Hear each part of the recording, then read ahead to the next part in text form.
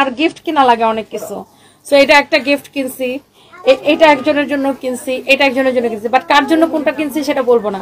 আমার রিসেন্টলি বেশ, আর এখন স্বর্ণের দাম এত বেশি, আগুন লাগে যায়। সকালে সকালে মনে রাখেন কিন্তু। হ্যাঁ মা, এটা কি বলা লাগে নাকি? আল্লাহ হাফেজ।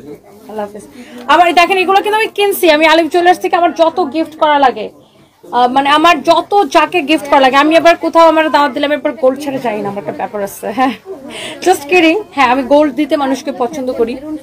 সো আমার দেখা যায় যে কোথাও আমি দাওয়াতে গেলে অলওয়েজ আমি গোল্ডই কিনি। সো ট্রাই করি অলওয়েজ গোল্ড গিফট করতে।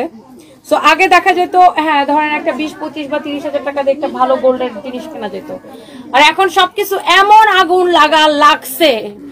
তারপরে আমি চেষ্টা করি যে মানে কোনো দাওয়াত থেকে গোল্ড দিতে, আর আবার যত গোল্ড কেনার সব আমি আলিফ জুয়েলার্স থেকে কিনি।